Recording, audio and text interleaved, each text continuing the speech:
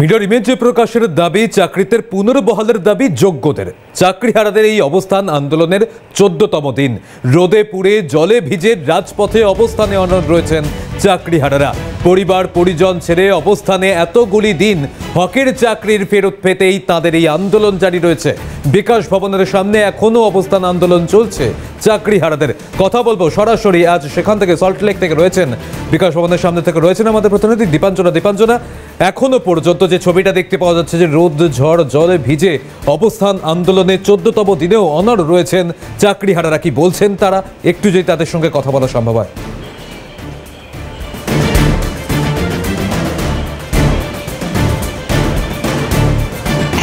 সুরজ, তুমি যেমনটা বলে ইতিমধ্যে কিন্তু 14 দিনে তারা অবস্থান বিক্ষোভ জারি রয়েছেন। কারণ সেই জায়গা থেকে দাঁড়িয়ে চাকরিহারা শিক্ষক শিক্ষিকা তাদের যে দাবি, সেই দাবি নিয়ে কিন্তু তারা আজও রাজপথে রয়েছেন এবং এই মাটি তারা আঁকড়ে বসে রয়েছেন। একেবারে সরাসরি সেই ছবি তোমাকে দেখাবো।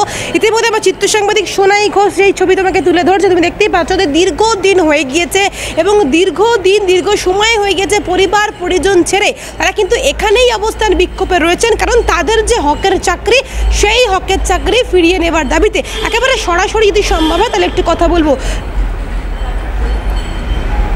ইতিমধ্যে আজকে যে 14 দিন পার হয়েছে, সেই জায়গা থেকে দাঁড়িয়ে আন্দোলন জারি রয়েছে। দিনের পর দিন পরিবার পরিজন ছেড়ে এই রোদ ঝড় সব কিছুকে উপেক্ষা করে আপনারা রয়েছেন। আজও বেশ কিছু কর্মসূচি রয়েছে, কি বলবেন?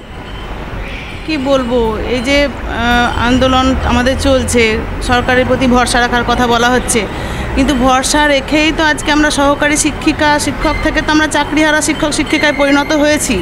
আমাদের যে পদে আমরা বহাল ছিলাম, সেই জায়গা থেকে আমরা আজকে রাস্তায় এসে বসেছি। এখনও তারপরেও গ্রুপ সি গ্রুপ ডি তাদের বেতন অলরেডি বন্ধ হয়ে গেছে। তাহলে ভরসা কোথায় রাখবো? নেতাজি ইন্ডোর স্টেডিয়ামে যে কথাটা মাননীয় আমাদেরকে বলেছিলেন, সেই কথাটা তো আজকে থাকলো না। আজকে মুখ্যমন্ত্রী তো গতকালও বলেছেন যে ভরসা রাখতে, কেন ভরসা রাখলেন না? ভরসা রাখলেন না, ওনার বলতে পারবো না কেন ভরসা রাখলেন না, কিন্তু আমরা এই জায়গায় দাঁড়িয়ে পুরো অন্ধকারে বসে আছি।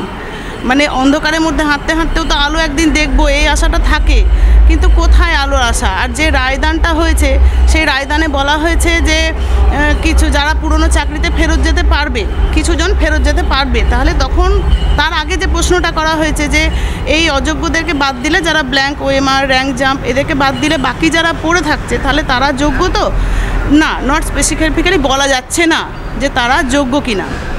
তাহলে যে 19,000 এর মধ্যেই কিন্তু 400 জন আছে যারা অ্যাপ্লিকেশন করেছে পুরনো চাকরিতে ফেরত যাওয়ার জন্য।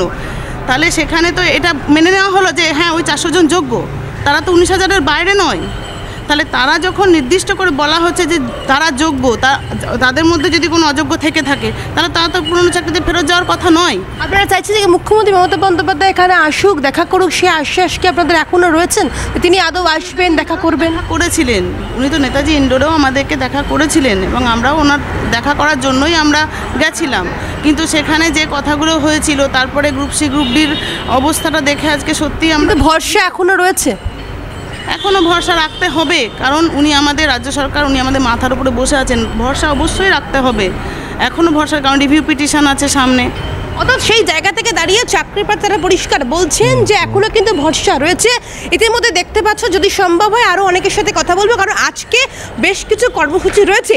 যতই বেলা গড়াচ্ছে ততই কিন্তু কর্মসূচি বাড়ছে। সেই জায়গা থেকে দাঁড়িয়ে দৃষ্টিহীনরা তারা কিন্তু তাদের যে প্রতিবাদ, সেই প্রতিবাদ তুলে ধরবেন। তার পাশাপাশি রং তুলি দিয়ে প্রতিবাদ করা হবে এবং সেখান থেকে দাঁড়িয়ে পথনাটিকা প্রতিবাদ করা হবে। সরাসরি একটু সম্ভব হলে কথা বলবো।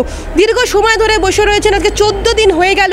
সেখান থেকে দাঁড়িয়ে মুখ্যমন্ত্রী মমতা বন্দ্যোপাধ্যায় গতকাল জানিয়েছেন যে ভরসা রাখতে, কেন ভরসা রাখলেন না?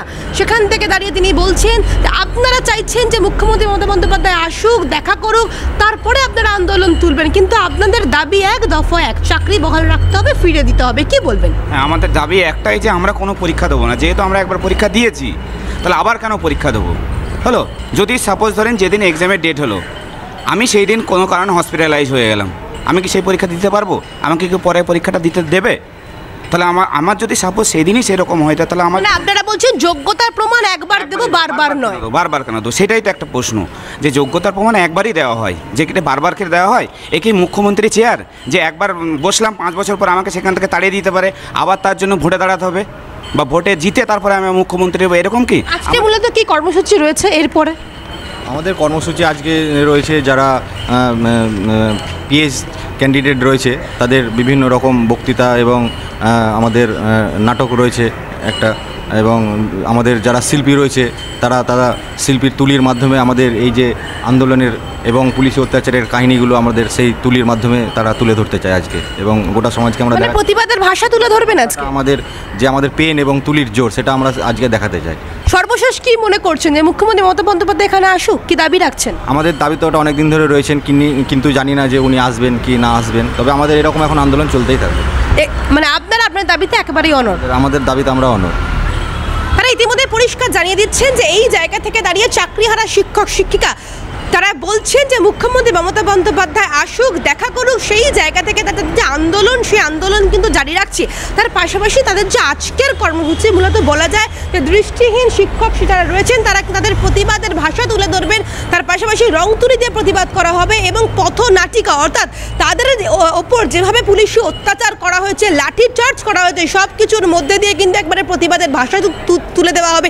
তুমি দেখতেই পাচ্ছ যে এই যে গরমের যে তাপ, সেই তাপের মধ্য দিয়েও কিন্তু উপেক্ষা করে পরিবার পরিজন ছেড়ে নিজের হকের চাকরি ফিরে পাওয়ার দাবি নিয়ে কিন্তু চাকরিহারা শিক্ষক শিক্ষিকা তারা কিন্তু এখানে বসে রয়েছেন। আমরা দেখেছি গতকাল এখান থেকেই কিন্তু তারা একটা বড় র্যালি করেছিল, এই বিকাশ ভবন থেকে শুরু করে একেবারে করুণাময়ী পর্যন্ত।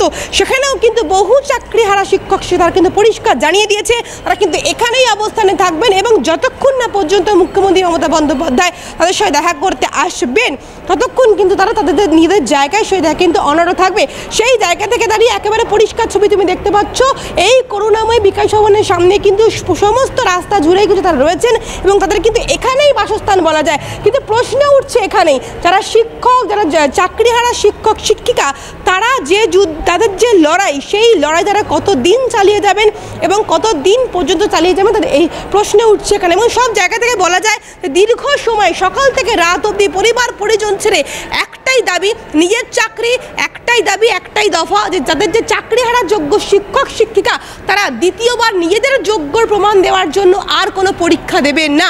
সেই জায়গা থেকে দাঁড়িয়ে তাদের যে চাকরি, সেই চাকরি পুনর্বহাল করতে হবে এবং তার পাশাপাশি তাদের কিন্তু যে লিস্ট, সেই লিস্ট কিন্তু বার করতে হবে। সেই দাবি নিয়ে কিন্তু তারা আজও রাজপথে রয়েছে, থাকবে এবং এরই মধ্যে দিয়ে বিভিন্ন কর্মসূচি তারা কিন্তু পালন করবেন, এমনটাই তারা দাবি করছেন। শুভ্রজিৎ, একেবারে অর্থাৎ বোঝাই যাচ্ছে যে আমরা দেখতে পেলাম এই মুহূর্তে যে নিজেদের অবস্থানে অনড় রয়েছেন চাকরিহারারা, তাদের যে দাবি রয়েছে তাদের কাজে পুনর্বহাল করতে হবে। আপাতত ধন্যবাদ দীপাঞ্জনা তোমাকে।